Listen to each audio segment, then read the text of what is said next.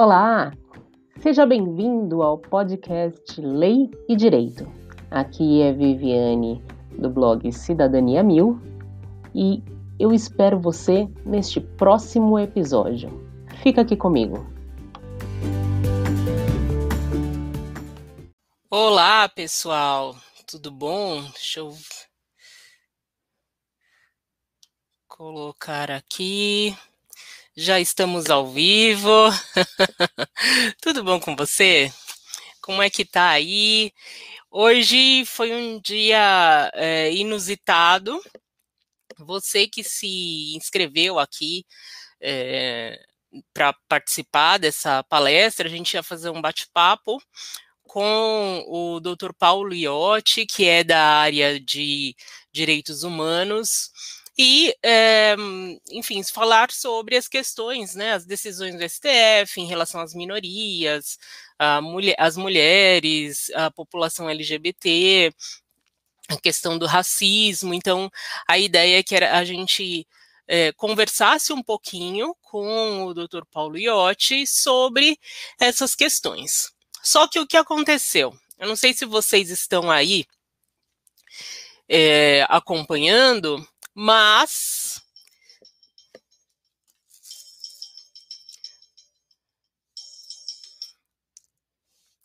eu não sei se vocês estão acompanhando, mas está havendo uma...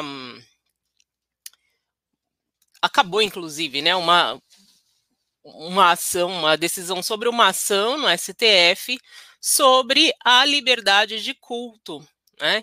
E, enfim, eu tenho aqui a decisão, né? Até eu achei interessante que esse foi o tema, né? E, enfim, foi considerada a constitucionalidade dessa restrição aos cultos. E é interessante porque, né, aqui a gente tem um placar de 9-2. Tem muita gente que fica em dúvida, né, fica pensando assim, caramba, mas o STF tem hora que parece que é um tribunal que legisla. Alguém de vocês teve essa impressão? Aí algum de vocês teve essa impressão, né, de que, puxa, é o STF que está legislando, não é? Então, enfim, na verdade, antes de começar a falar das decisões, né, seria importante que a gente conversasse aqui com vocês sobre o papel do STF. O que é o STF? É um tribunal.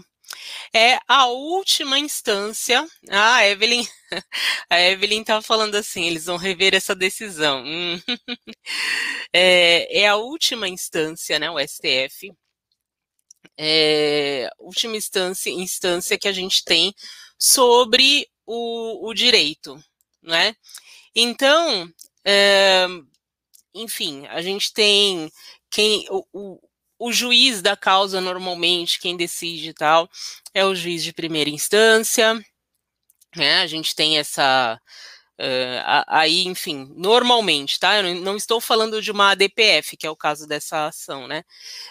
Normalmente é o juiz da causa que decide, aí depois a pessoa que perdeu pode recorrer ao tribunal, né? Se a gente está falando de uma causa que é na Justiça Civil, é o Tribunal de Justiça, que é esse órgão que vai fazer a revisão, né, da decisão, e depois ainda cabe o recurso ao STF e STJ, dependendo, claro, do que é discutido e tal. Então, o STF, ele tem um papel importantíssimo dentro do nosso sistema jurídico, até para que efetivamente se uniformizem os entendimentos. E por que eu preciso uniformizar os entendimentos? Exatamente porque quando eu tenho uma única decisão, vocês concordam que é mais difícil coordenar milhares de decisões espalhadas por todas as comarcas do Brasil, do que, enfim, organizar uma decisão a partir de uma decisão do STF. Então, o STF é esse tribunal constitucional. E qual é o papel dele? O papel é pensar nas questões de uma maneira mais ampla a partir do que dizem esses princípios constitucionais. Então, você que é estudante de direito já deve ter ouvido falar do trabalho do Hans Kelsen, que trata da hierarquia das normas. Então, se a gente pudesse imaginar, né, o direito como uma pirâmide, no topo nós teríamos o direito constitucional, no meio as leis ordinárias, complementares, etc.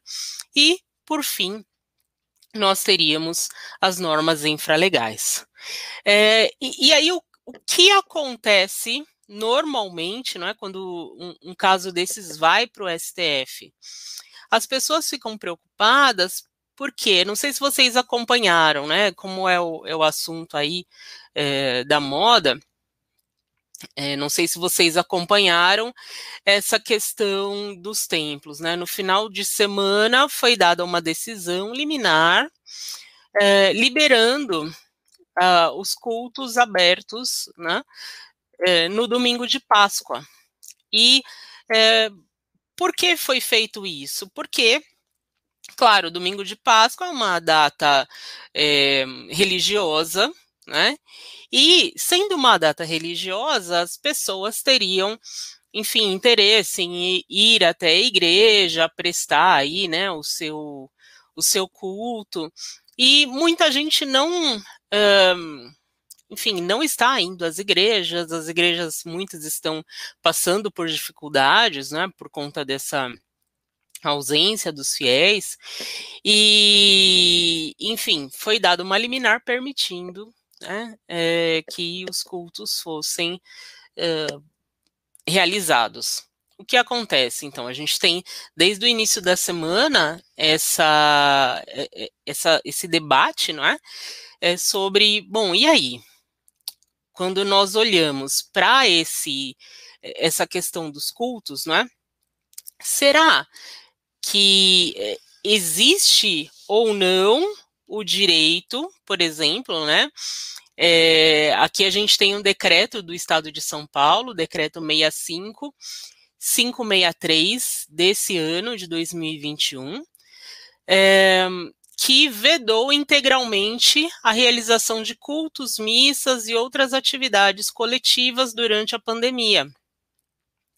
E essa decisão foi dada, né, dizendo assim, olha, esse decreto é constitucional, ele está dentro, né, dentro do que fala a legalidade. E aí o que nós pensaríamos, né? A primeira coisa que, bom, se eu abro a Constituição Federal, né? Se eu olho a Constituição Federal, eu abro a minha Constituição, e aí eu vou dizer o seguinte, né? Por exemplo, puxa, mas eu tenho aqui artigo 5º, você, aluno de direito, né, sabe? Você pega o artigo 5º e vai lendo o artigo 5º inteiro, e aí tem um monte de direito. Direito à vida, direito à liberdade, direito à propriedade, inclusive, né, liberdade de culto, liberdade de criação, então você pode ter suas criações aí que são protegidas pelo direito de autor, você tem a livre iniciativa, enfim, é um rol de princípios que estão indicados na Constituição Federal. E eu vou contar uma coisa para vocês. Essa visão, né, dos princípios, às vezes me incomodava, porque eu falava assim, caramba, né, como eu vou olhar para um princípio e eu tenho como saber qual é o mais importante que o outro, eu tenho como saber, em relação a esses princípios, como é que eu vou aplicá-los, né? E aí, a partir dos estudos, né, o que eu descobri? Que, na verdade, um princípio, ele não vai excluir o outro, ele não vai revogar o outro. Então, o papel do intérprete, né, o papel do operador do direito é ler a Constituição olhando para o contexto. É o contexto que vai indicar quais princípios devem prevalecer em cada uma dessas situações. Por exemplo, nesse caso, né, da liberdade religiosa, poxa, as pessoas têm o direito de ir aos cultos? Tem. Mas permitir uma aglomeração por meio dessa devoção, né, religiosa, qual é o resultado final que aconteceria, né, no país daqui, por exemplo, a 15 dias? Alguém pode escrever aí no chat qual seria o resultado aí daqui 15 dias, se a gente falar, agora liberou a aglomeração. Né? Então tem o direito de, né, que é o direito de culto, de liberdade religiosa, e eu tenho outros direitos. Ótimo, né?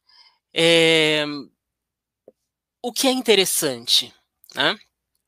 Para nós, quando a gente olha, né, essa situação, claro que deve ser preservado o direito, né, ao culto. Mas o que deve ser preservado, inclusive preservado pelo Estado? O direito à vida, o direito à saúde. Então, como é que a gente vai fazer, né?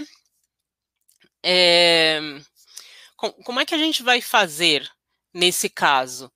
Se eu tenho dois princípios, né, constitucionais que me garantem dois direitos específicos, né, o que a gente percebe que esses princípios eles não revogam, né, um ao outro, eles colidem. E aí essa colidência vai exigir do intérprete uma interpretação que seja sistemática, uma interpretação que vá ponderar, né, que é isso que a gente fala no direito constitucional, a gente vai ponderar esses direitos. Olhem que interessante, né?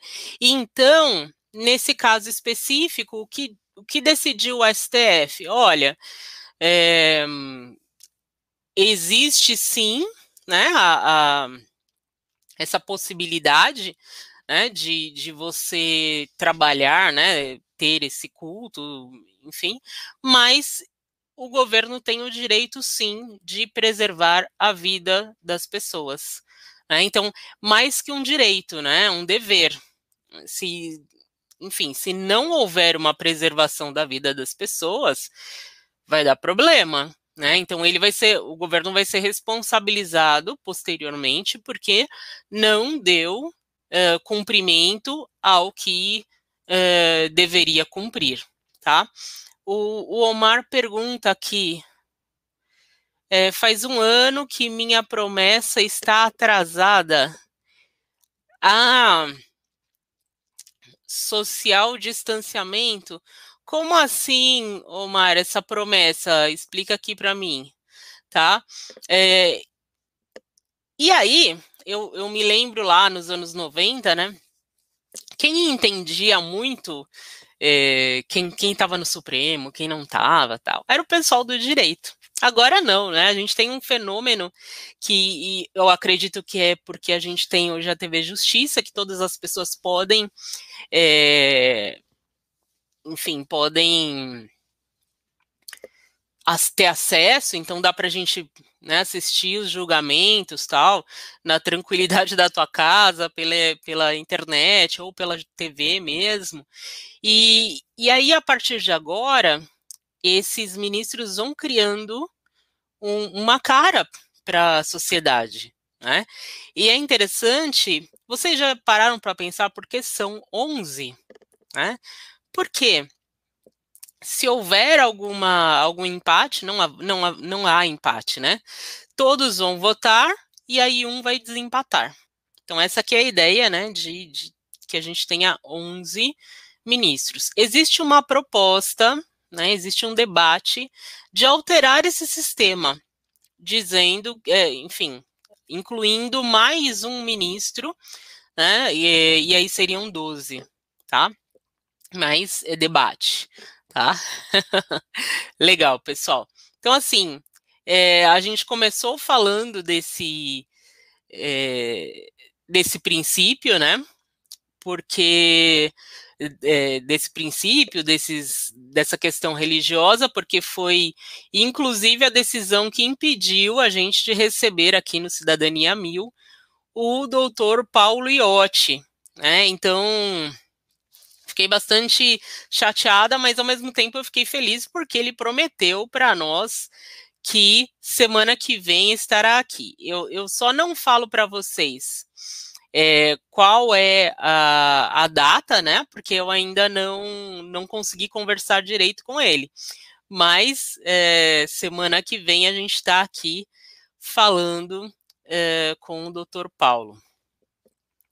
Uma das decisões mais impactantes, o Marta escreveu o seguinte: teria um aumento de óbito. Ah, sim, não existe religião sem vida. Sim, sobre essa compatibilização. Exatamente. Né? Como é que você vai garantir esse direito à vida, à religião, se você não vai conseguir garantir a vida das pessoas? Não faz o menor sentido, né? Então, uma das decisões que foram impactantes no nosso direito, né, que trata até do conceito de família, né, porque antes, como se enxergava a Constituição, né, sobre o casamento, de que o casamento seria realizado entre homem e mulher. E a gente tem algumas ações que tratam sobre essa questão, dizendo que, olha, o conceito de família é mais amplo. O conceito de família precisa abarcar outros tipos de família. Tanto que, quando vocês vão estudar o direito de família, a gente tem família nuclear, família anaparental, família monoparental, enfim, tem inúmeras formas de pensarmos a família. Tá? Então, isso é uma coisa super interessante. Na ação direta de inconstitucionalidade, que era de relatoria do ministro Aires Brito, a gente teve o julgamento em 2011, né? E eu vou ler aqui para vocês, tá? Falando assim: tratamento constitucional da instituição da família. Reconhecimento de que a Constituição Federal não empresta ao substantivo família nenhum significado ortodoxo ou da própria técnica jurídica. A família como categoria sociocultural e princípio espiritual, direito subjetivo de constituir família, interpretação não reducionista.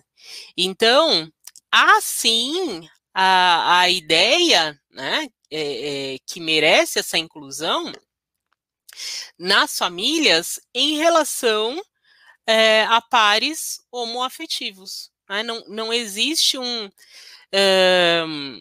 problema, né? Porque antes era impedido, por exemplo, que as pessoas fizessem o casamento, né? Enfim, desses pares homoafetivos. Isso foi permitido, né? Então, a gente precisa enxergar que a nossa sociedade e as decisões do Supremo, as decisões vão mudando de acordo com a mudança da sociedade, né? Por quê? Quando vocês abrem a Constituição Federal, não está escrito lá que o objetivo é criar uma sociedade livre, justa e solidária. um dos princípios é a solidariedade. Então, a gente precisa entender que o pluralismo, ele tem que entrar no direito. Então, existe um papel muito importante, né, do STF nesse sentido de realizar uma reinterpretação de como deve acontecer, né, essa aplicação do direito, né? Aqui eu estou recebendo dois comentários, né? Um comentário da Edneia falando que somente 2 ministros foram favoráveis à abertura das igrejas. E um outro comentário do Omar dizendo assim, olha, engraçado que é um ministro de esquerda e outro da direita, sem equilíbrio. Para vocês verem que, por mais que a gente entenda essa questão, né, da política, né, dentro do judiciário, não é uma política direita-esquerda, por exemplo, né? É uma visão de que a decisão ela tem um papel importante na sociedade. Agora, imaginem vocês com esse poder da caneta, né? Hoje, e eu estou olhando assim a pandemia como ela está hoje, tá, gente? Do jeito que a gente está vendo os óbitos, não sei se vocês já tiveram pessoas perto de vocês que faleceram, né? Eu tenho algumas pessoas que a gente já acompanhou, né? E viu que morreu mesmo, não é uma brincadeira, né? Com esse poder, eu estaria junto com a maioria hoje, tá? Porque eu entendo que a gente precisa preservar esse direito à vida. Numa sociedade em que não tem leito, direito de UTI, não tem vacina para todo mundo. Então, como é que você vai sancionar uma série de aglomerações, né?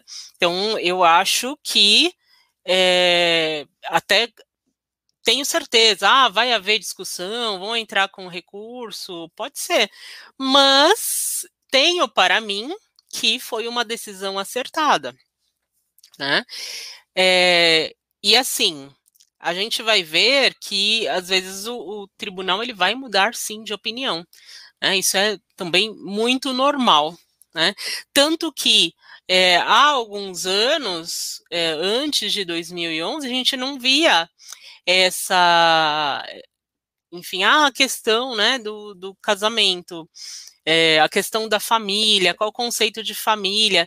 Isso não era uma questão trazida, né, para o STF, nem conseguia subir essa questão, né, mas a sociedade, ela muda e a sociedade é palpitante, né.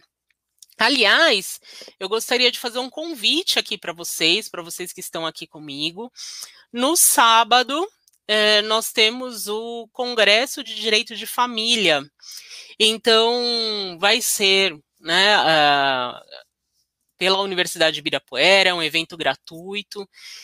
Se você ainda não se inscreveu, né, inscreva-se nesse site, aqui eu vou deixar até aqui o site, tem lá eventos, quando você clicar em eventos, vai direto para a página do Simpla e você pode se inscrever, tá? É bem interessante. Nós iríamos fazer pelo Google Meet, mas nós tivemos tantas inscrições que decidimos fazer pelo YouTube. Então, vai ser bem bacana, das 9 ao meio-dia. Vamos receber, entre outros palestrantes, né, a jurista Ângela Gandra, né, que é secretária nacional da família, a doutora Janaína Tomazevicius, a doutora Fernanda Juvencio, o doutor Eduardo Tomazevicius, que ele é livre-docente da USP, né? Olha, vai ser um evento muito bom. Então, inscrevam-se, né, que vocês vão gostar bastante. Bom, segunda decisão aqui que eu separei, né, para a gente relembrar decisões importantes, né, que a gente pode olhar, né? Deixa eu pegar aqui uma sobre as mulheres. Opa.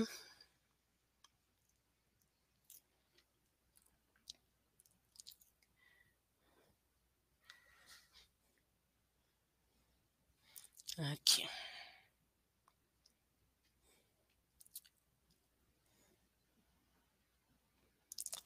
Sobre discriminação, né, no mercado de trabalho. Será que cabe, né, essa discriminação ou não cabe? Não cabe. A gente vê, e eu lembro de nós termos falado bastante no mês passado, dentro daquele ciclo das palestras sobre o direito da mulher, e nós vimos essa necessidade mesmo de que a gente fizesse a proteção do direito da mulher, né? Por exemplo, será que eu posso criar normas com discriminações positivas? Né? Talvez sim, né? Talvez sim. Mas qual é a ideia, né? Eu não posso, por exemplo, mudar, né, a, o salário da mulher, dizendo assim, olha, eu vou garantir, né, esse salário da mulher, e, enfim, qual é o propósito? Né, que eu garanta esse valor, né, e, enfim, que essa mulher tenha os mesmos direitos, as mesmas possibilidades, enfim, que o homem também tem. Né? A gente vê que ainda hoje existe isso. Né? A Evelyn diz que está ansiosa para o Congresso. Ah, legal, Evelyn. É isso aí, é isso aí. A gente, né, enfim, eu não vejo a hora também de que a gente fale sobre esses temas, porque, olha, para mim são temas de grande importância, né? Bom, deixa eu abrir aqui. Eu separei um material também sobre a questão racial. Vou pegar aqui.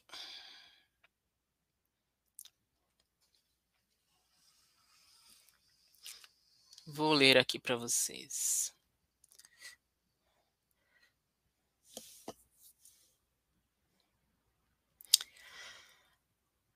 Vamos lá.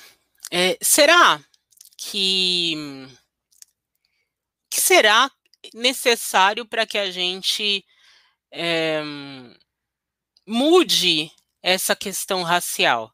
Né? Desde o ano passado, nós estamos vendo que existe uma perseguição mesmo contra a população negra, né? E não é só aqui no país, né? Nos Estados Unidos também. Lembram do caso do George Floyd, que ele foi asfixiado, né? Ele dizia, eu não consigo respirar, né? Eu não consigo respirar. E mesmo assim, continuaram, né, a falar sobre essa questão, né? Enfim, continuaram a asfixiar, por quê? Porque ele era um homem negro. Esse foi o objetivo, né? E aqui também no país a gente teve, né, o caso de um homem negro também que foi asfixiado diante de câmeras e tudo mais, para a gente ver que essa questão desse racismo, ele é estrutural. Né? Então a gente vê que não é só uma questão de, mas puxa vida, ele pediu desculpas, ela pediu desculpas. não é assim, né? Por quê? O negro acaba sendo, enfim, impedido, né, por conta de barreiras que são barreiras da estrutura, né, do mundo, do Estado, enfim. Uma das coisas que são importantes são as ações afirmativas, né? Então existem várias ações aqui. A ação que eu separei é uma ação de 2017, tá? O relator foi o ministro Roberto Barroso. É a ação direta de constitucionalidade número 41, ADC. Então, eu vou ler aqui com vocês a ementa, tá? Reserva de vagas para negros em concursos públicos. Constitucionalidade da Lei 12.990, de 2014. Procedência do pedido. É constitucional a Lei 12.990 de 2014, que reserva a pessoas negras 20% das vagas oferecidas nos concursos públicos para provimento de cargos efetivos e empregos públicos no âmbito da administração pública federal, direta e indireta, por 3 fundamentos. Então, o primeiro fundamento, né? Em primeiro lugar, a desequiparação promovida pela política de ação afirmativa em questão está em consonância com o princípio da isonomia. Ela se funda na necessidade de superar o racismo estrutural e institucional ainda existente na sociedade brasileira e garantir a igualdade material entre os cidadãos, por meio da distribuição mais equitativa de bens sociais e a promoção do reconhecimento da população afrodescendente. O que a gente vê aqui? E tem uma discussão, né? Mas é só porque a pessoa é negra, mas, poxa, e em relação à pessoa que é pobre, se a pessoa que é branca e pobre, né, se ela ascende, se ela consegue ultrapassar essa barreira da pobreza, ela não vai ser mais questionada, né? Agora, se ela é uma pessoa negra que ascende, rompe com a barreira da pobreza, ela vai sempre ter que se provar perante a sociedade. Então, essa decisão é importante porque se reconhece a verdade da existência do racismo, né? Há muita gente que falava, não é? Que não existe racismo no Brasil. Agora as pessoas começaram a perceber, né, a necessidade, por exemplo, de ações afirmativas. Eu não assisto muito Big Brother, mas o pessoal está comentando da questão, né, do cabelo e tal, que essa escolha não é uma escolha, né? A pessoa que usa o cabelo Black Power e tal, ela tem esse cabelo, ela não pode fugir.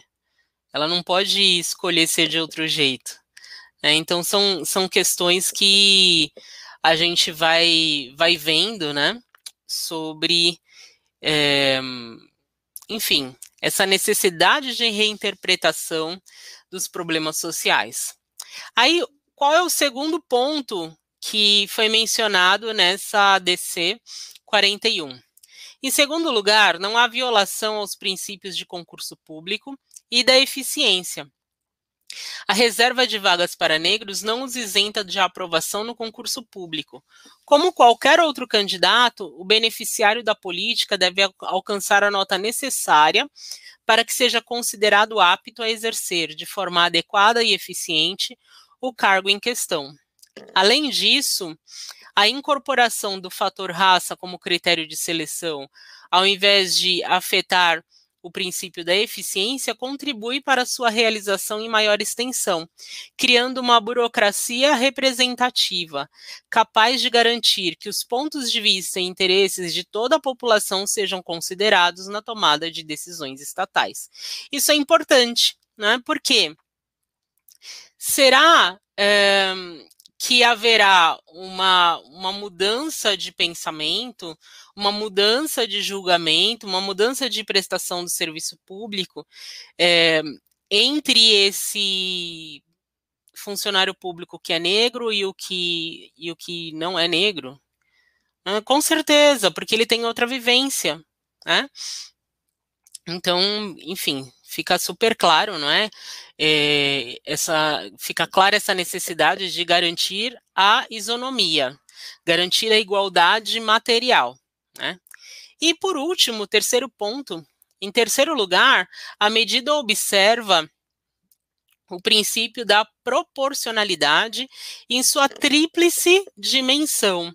A existência de uma política de cotas para o acesso de negros à educação superior não torna a reserva de vagas nos quadros da administração pública desnecessária ou desproporcional, em sentido estrito. Isso porque nem todos os cargos e empregos públicos exigem curso superior. Ainda quando haja essa exigência, os beneficiários da ação afirmativa no serviço público podem não ter sido beneficiados das cotas nas universidades públicas. E mesmo que o concorrente tenha ingressado em curso de ensino superior por meio de cotas, há outros fatores que impedem os negros de competir em pé de igualdade nos concursos públicos, justificando a política de ação afirmativa instituída pela Lei 12.990 de 2014. Então, aqui a gente fala de concurso público e ações afirmativas. Bom, por que é importante reconhecer, né, que essa é uma decisão relevante? Porque aí a gente passa a enxergar a questão de uma maneira muito mais clara e, bom, às vezes, vamos pensar, né, uma pessoa que é negra, ela fez a faculdade, mas será que ele vai, durante a faculdade, fazer um curso de línguas? Será que ele vai ter condições? Ou será que durante a faculdade ele trabalhou o dia inteiro e ainda fazia bico para comprar os livros? Percebem? Então, essa falta de acesso é uma falta de acesso que acontece na estrutura. Então, por isso que essa decisão do STF é super importante, tá? Vamos para a próxima decisão. Né? Então, a gente tem a ADPF 186, né? Falando da seleção, né, de vagas, né, em relação à cota racial. Aqui está falando, sim, que é possível, né, essa seleção, enfim, que se garanta a igualdade, porque mais uma vez a gente fala da igualdade material e não só da igualdade formal, né? Tem uma ação direta também de inconstitucionalidade que trata sobre essa questão, né, de preconceito em relação às universidades e pensando no ProUni, né, que, enfim, o foco do ProUni é essa questão da pessoa que é um aluno de baixa renda. Então, mesmo ele teria condições de cursar a instituição, né, cursar a universidade e, enfim, mudar a vida, né? A ideia é que você realmente dê acesso às pessoas, né, que você dê acesso que tem aí uma representatividade, né? Enfim, uma possibilidade que a gente tem, né, em relação a esses direitos que são direitos fundamentais. Eu gosto muito de falar, né, com vocês aqui no nosso canal sobre o propósito do direito, né? O propósito do direito é a garantia não só dos direitos, mas também dos deveres de todos. E aí a gente tem a criação, a construção de uma sociedade harmônica, né? É importante que, ao olharmos, ao acompanharmos, né, essas grandes decisões, quando a gente enxerga essa necessária mudança, né,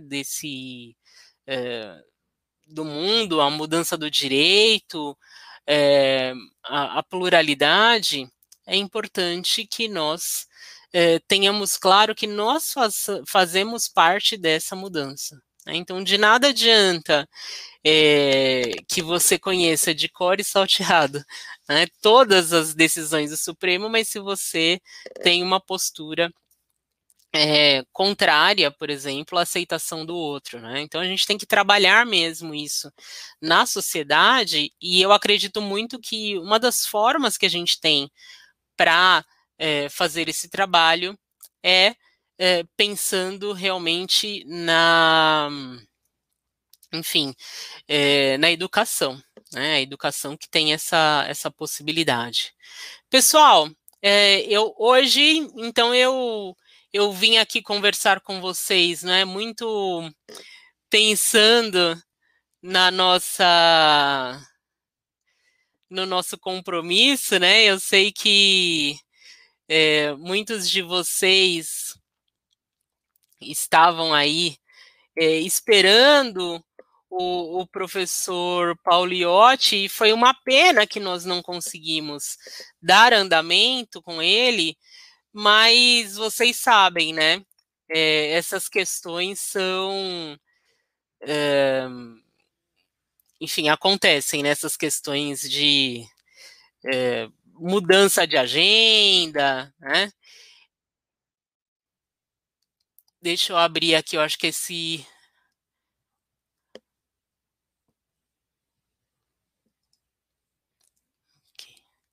Deixa eu abrir aqui, eu coloquei para vocês... Ah, tá, legal. Eu tinha colocado para vocês o formulário.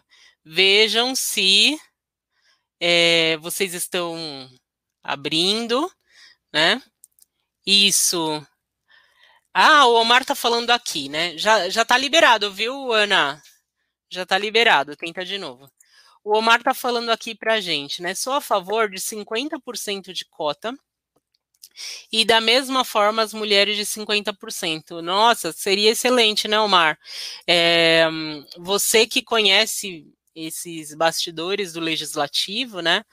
Consegue, eu acredito, né? Deve conseguir enxergar essa questão, né? Essa necessidade de realmente ter uma pluralidade. A gente tem normas, por exemplo, que exigem que as mulheres estejam, né, que as mulheres sejam candidatas, a exigência de uma quantidade enfim, de pessoas que são negras, né, dentro dos partidos, tal, mas no final das contas acaba sendo uma questão que não é utilizada, né? Por quê? Enfim, os mais votados acabam sendo aqueles mesmos, né? Então a gente vê essa necessidade de mudança e, ao mesmo tempo, o que eu noto, que vocês, né, que estão aqui conversando comigo, debatendo e tal, são pessoas que têm uma outra visão, mas eu sei que poucos aqui sairão candidatos, e talvez seja importante a gente repensar essa questão, né, da política, porque a política é cuidar do bem de todos, né? Existe uma questão aí, enfim, que as pessoas não olham, né, não querem olhar essa questão da política, né, não querem... enfim, a política é para gente ruim, a política é para picareta, e não é isso, né? Aliás, eu tenho um canal, um vídeo nesse canal que foi com a professora Elizabeth, depois eu vou deixar aqui a indicação do link. E a gente falou exatamente sobre isso, né? Sobre essa questão da cidadania, que, enfim, no nosso sistema, quem é o cidadão? É aquele que vota e pode ser votado, né? Então, é a pessoa que tem os plenos direitos de cidadão, né?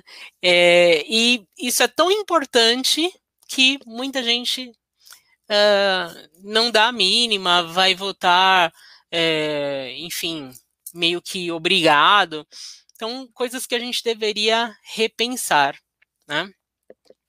Bom, pessoal, então foi muito bom estar aqui com vocês, estar aqui falando um pouquinho dessas decisões. Eu sempre coloco nos meus formulários uma indicação, né? Será que você quer indicar algum tema, tal? Então, mandem para nós, né? Coloca lá no finalzinho do seu formulário, mandem essas informações aí. E até sábado. Sábado eu espero vocês no nosso Congresso de Direito de Família, o primeiro Congresso de Direito de Família da Universidade de Ibirapuera. E estão todos e todas convidados, tá bom? Fiquem bem. Até sábado, 9 horas. Inscrições pelo Simpla, tá? Vou deixar aqui o meu site. E aí você já consegue essa indicação. Beleza? Eu que agradeço. Eu que agradeço a participação de todos vocês. Foi muito bom hoje.